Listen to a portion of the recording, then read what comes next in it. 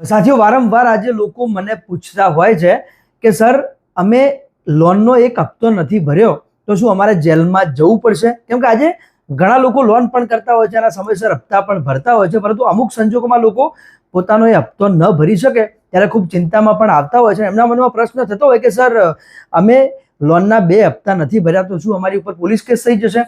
શું અમારે જેલમાં જવું પડશે? ઘણા બધા આવા પ્રશ્નો હોય છે. એમને કાયદાકીય યોગ્ય સલાહ નથી મળતી, એના લીધે અમને ઘણા બધા પ્રોબ્લેમ પણ થાય છે. તો આપણે આજે આ વાત કરવાના છીએ. વિડીયોને અંત સુધી જોજો અને તમે જો ચેનલમાં નવા છો તો જલ્દીથી ચેનલને સબસ્ક્રાઇબ કરી લેજો, જેથી આવા કાયદાના વિડીયો, ઉપયોગી વિડીયો હું મૂકું છું તો તમે જોઈ શકો. તો ચાલો શરૂ કરીએ. સૌપ્રથમ વાત આવે કે ક્રિમિનલ કેસ ક્યારે થાય, એટલે કે તમે લોનનો હપ્તો નથી ભર્યો, તમે કોઈ લોન લીધી છે અને લોનનો હપ્તો બાઉન્સ થયો છે, તો કેસ ક્યારે થાય? તો તમે કોઈ ખોટી રીતે ગુનાહિત કૃત્ય કરીને લોન મેળવેલ હોય. તો હવે ગુનાહિત કૃત્ય કેવી રીતે? કે કોઈ ખોટા દસ્તાવેજો તમે આપ્યા હોય, અથવા તો પછી કોઈ આપરાધિક કૃત્ય દ્વારા તમે લોન મેળવી હોય અને લોન તો તમે મેળવી છે પણ પાછળથી તમે હપ્તા પણ ન ભરો, તો ભાઈ પોલીસ કેસ થાય છે.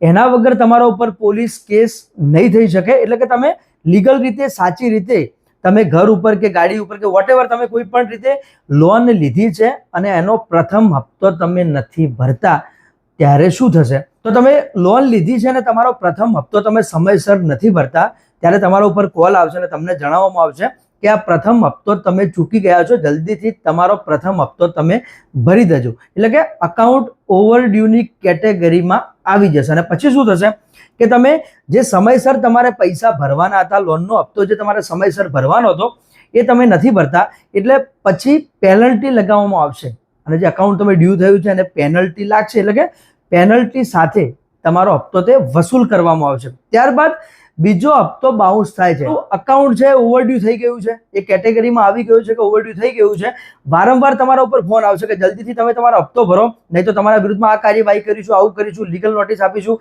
પોલીસમાં કરીશું. તમે જે વાહન ઉપર કે કોઈ ઘર ઉપર લોન લીધી છે તો વાહન તમારું રસ્તામાં જતું હશે તો તેને પડાવી લઈશું, એટલે કે સીઝ કરી લઈશું. આ રીતે વારંવાર તમારા ઉપર ફોન કરવામાં આવશે કે તમારા 2 હપ્તા બાઉન્સ થઈ ગયા છે, એટલે કે તમે 60 દિવસ મિસ કરી દીધા છે તમે જે લોન લીધો છે એનો હપ્તો ભરવા માટે. તમારું અકાઉન્ટ ઓવરડ્યુની કેટેગરીમાં તો હતું જ, પરંતુ તમે ક્રેડિટમાં ડિફોલ્ટર તરીકે આવી જશે તમારું નામ. એટલે કે પાછળથી તમને લોન મેળવવામાં પણ મુશ્કેલી પડશે અને તમારે ક્રેડિટ કાર્ડ જોઈતું હશે તો પણ તમને પ્રોબ્લેમ થઈ શકે છે. તો તમારે પ્રથમ હપ્તો તમે નથી ભરતા તો તમને યાદ કરાવવામાં આવશે કે તમે પ્રથમ હપ્તો નથી ભર્યો અને તમે પાછળથી ભરી દો છો તો થોડી પેનલ્ટી લાગશે. અને બીજો હપ્તો પણ તમે નથી ભરતા ને, ત્યારે તમારે વધારે પ્રોબ્લેમનો સામનો કરવો પડી શકે છે. પાછળથી લોન મળવામાં પણ તમને મુશ્કેલી આવી શકે છે, તેમજ ક્રેડિટ કાર્ડ તમારે જોઈતું હશે ત્યારે પણ પ્રોબ્લેમ ચોક્કસથી આવી શકે છે. ત્યારબાદ ત્રીજો હપ્તો બાઉન્સ થાય છે ત્યારે આ ચિંતાનો વિષય છે. કેમ કે ત્રીજો હપ્તો બાઉન્સ થાય ને એટલે તમારું કેવું હોય કે 90 દિવસ તમે ચૂકી ગયા છો.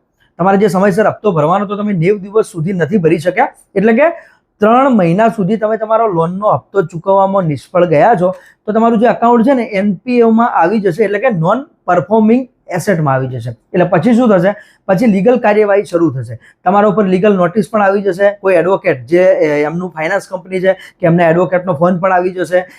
તમારું જે વાહન છે, તમે વાહન ઉપર લોન લીધી હોય તો પછી એને સીઝ કરવાની પણ કાર્યવાહી શરૂ કરવામાં આવશે. એટલે કે એનપીએમાં આવી જાય એટલે ઘણા બધા પ્રોબ્લેમનો સામનો કરવો પડી શકે છે. ભવિષ્યમાં કદાચ તમારે જો લોનની પણ જરૂર પડે છે ને તો તમને ચોક્કસથી લોન નહીં મળે. એટલે જ્યારે પણ તમને તમારો પ્રથમ હપ્તો બાઉન્સ થાય છે, બીજો હપ્તો બાઉન્સ થાય છે, અને તો એવું જ કહું છું કે પ્રથમ હપ્તો જ્યારે બાઉન્સ થાય છે ત્યારે ઉઘરાણી માટે, એટલે કે લોનનો હપ્તો મેળવવા માટે કંપનીમાંથી તમારી પાસે ફોન આવતો હોય ત્યારે ચોક્કસથી તમારે ફોન ઉપાડી લેવો જોઈએ, એનો પ્રોપર રિસ્પોન્સ પણ આપવો જોઈએ અને એમને જણાવવું જોઈએ કે અત્યારે મારી પાસે સગવડ નથી, પણ 4-5 દિવસ પછી કે 10 દિવસ પછી હું લોનનો હપ્તો ભરી દઈશ. જો તમે ફોન રિસીવ નહીં કરો અને આ રીતે 3 હપ્તા બાઉન્સ થઈ ગયા અને તમારો અકાઉન્ટ એનપીએ નોન પરફોર્મિંગ એસેટમાં આવી ગયું તો પછી લીગલ કાર્યવાહી થશે, આમાં લીગલ નોટિસ આવશે, કોર્ટમાં કેસ પણ થશે. હવે એક્ઝેક્ટ કોર્ટમાં કેસ કેવી રીતે થશે?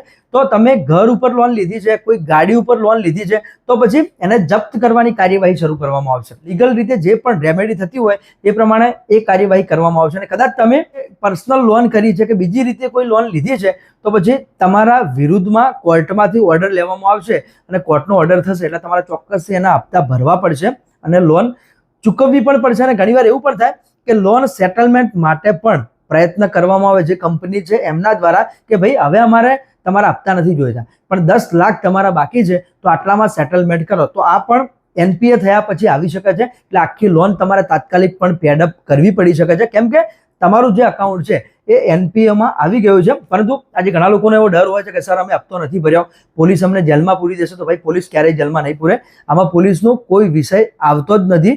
ક્યારેય તમારી સાથે કોઈ એવું કૃત્ય નહીં થાય કે જે કાનૂની રીતે ગેરકાયદેસર હોય, તમને ખોટી રીતે કોઈ જેલમાં પણ નહીં રાખી શકે.